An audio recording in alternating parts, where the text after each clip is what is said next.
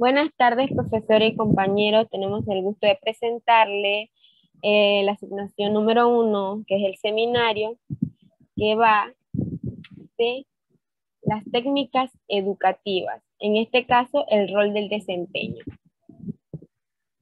Como introducción tenemos que el relato de una historia ante receptores de diversas características, ya sean niños o niñas, jóvenes o adultos, pueden tener diferentes finalidades dependiendo de la intención del narrador, tales como entretener, traspasar tradiciones populares o entregar una enseñanza. Su estructura es similar a la de una narración escrita, es por ello que te encontrarás en la secuencia de los acontecimientos, la descripción de espacios y caracterización de personajes. El rol del desempeño es el continuo proceso de cambio y mejora dentro del campo de la adolescencia. Nuevas técnicas y métodos surgen para completar la formación del alumno. Una de esas técnicas, con cada vez mayor implantación dentro del sistema educativo, es la denominada rol del playing, cuya práctica como dinámica de grupo permite trabajar la empatía y la habilidad social, entre otros aspectos. La descripción del rol de desempeño, pues esta técnica es útil para manejar aspectos o temas difíciles en los que es necesario tomar diferentes posiciones para su mejor comprensión.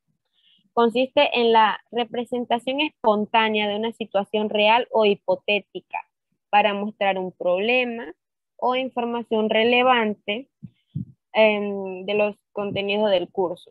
Cada alumno representa un papel y también pueden intercambiar los roles que interpreten. De este modo pueden abordar a lo que es la problemática desde diferentes perspectivas y llegar a comprender las diversas interpretaciones de una misma realidad. Pues este consiste más que nada en que dos o más personas representen una situación o caso concreto en la vida real, actuando según el papel que se le ha otorgado, y de tal forma que se haga más vivido y auténtico. Esta actividad nos puede servir para conocer aquellas actitudes que uno tomaría en determinadas situaciones, ya sea en tu vida laboral o en tu vida diaria, y cómo influirían en nosotros también. El procedimiento del rol del desempeño, como número 1 tenemos establecer el objetivo del juego de roles y definir los contenidos a abordar. Generar parejas o tríos de roles relacionados factibles de ser representados por los estudiantes. Dentro de esta tenemos los subpuntos que serían la estructura de los roles por procesos de interdependencia positiva, es decir, primero según capacidades que posean los estudiantes y luego por turnos. Hay que diseñar un sistema en que los roles se roten, es decir, cada participante puede pasar por un determinado rol y determinar el procedimiento de trabajo, cuántos ensayos se realizan, en cuánto tiempo y con qué frecuencia.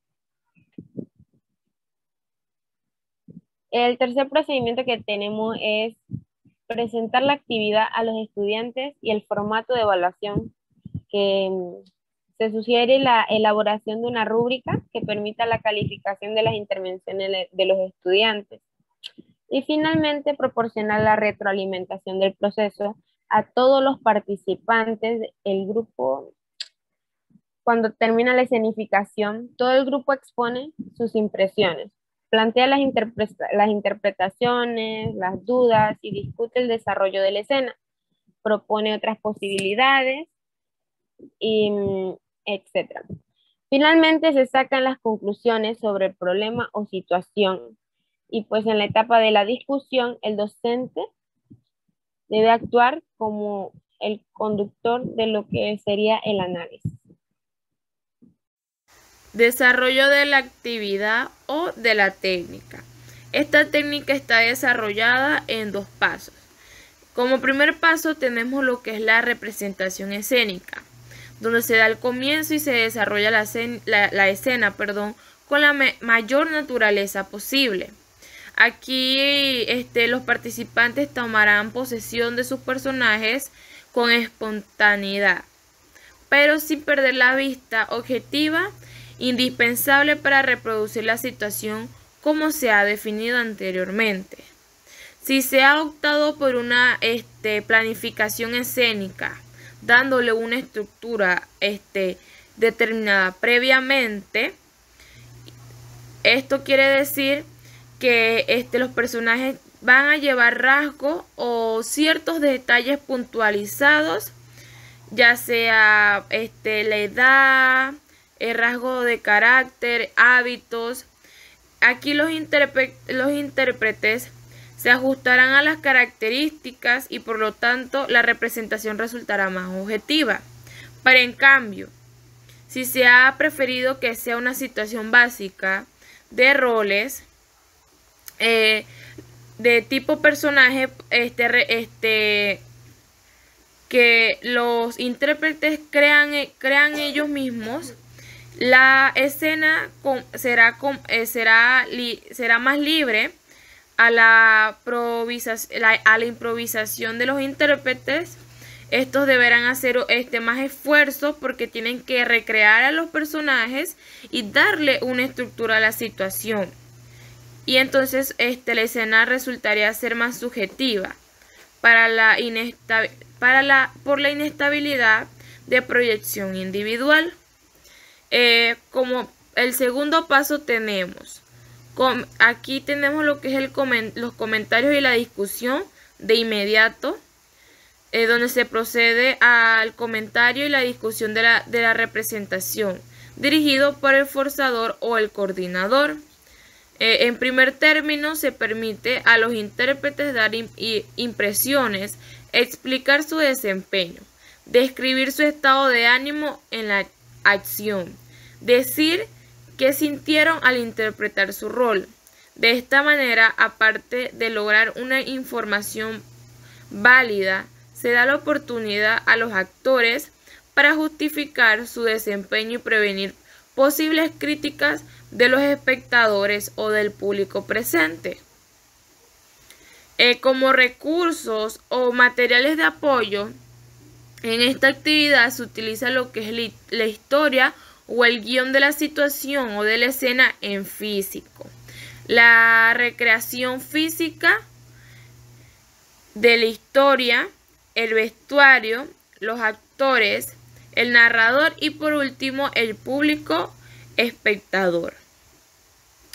Como evaluación de la actividad o criterios selectivos del uso de la actividad, tenemos aquí que la persona que dinamiza la actividad es quien debe actuar como la facilitadora del role playing o del desempeño de roles, llevando a cabo una clara explicación de la situación y cómo se va a desarrollar, estableciendo quién va a dirigir la dinámica y la duración que tendrá esta.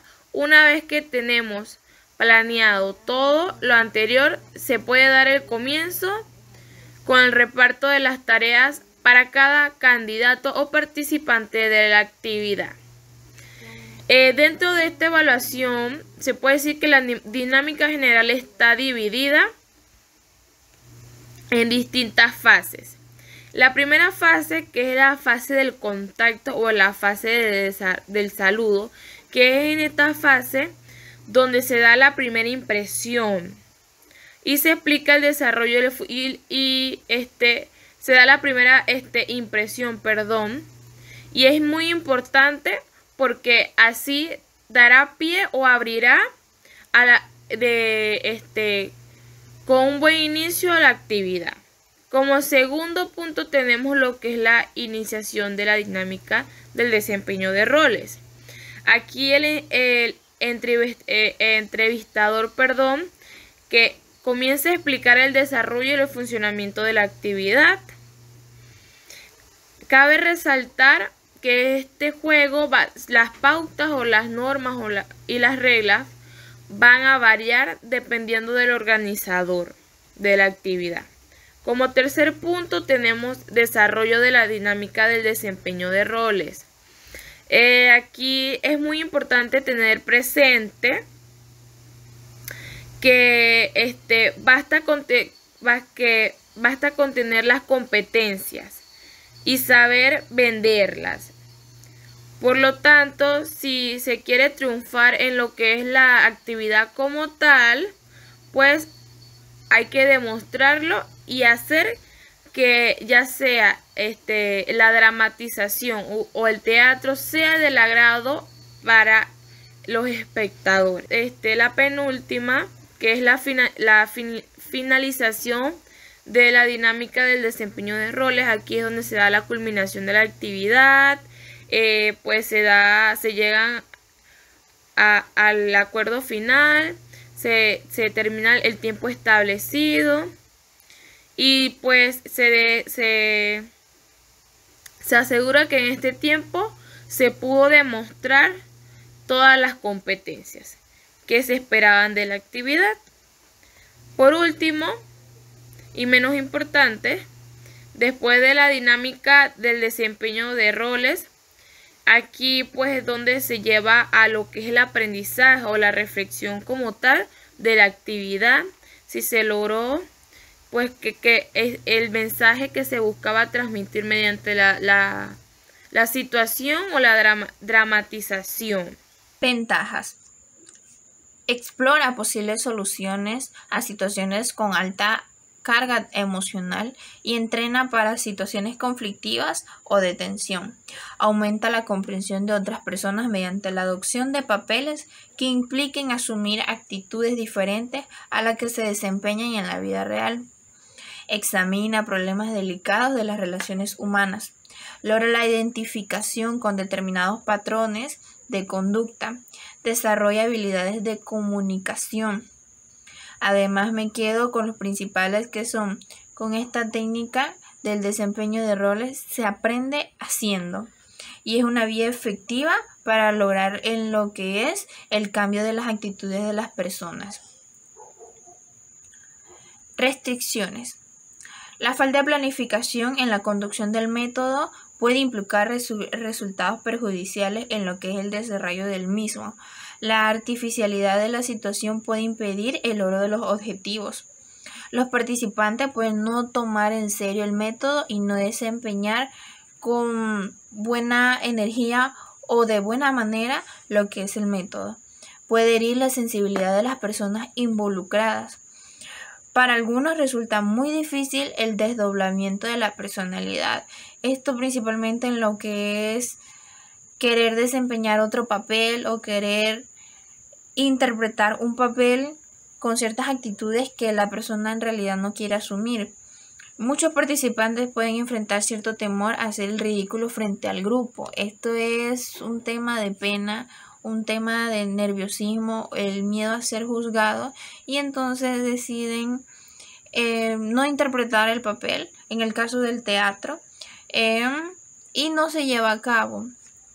O si lo llegan a realizar de manera reprimida y de manera no eficiente. Limitaciones.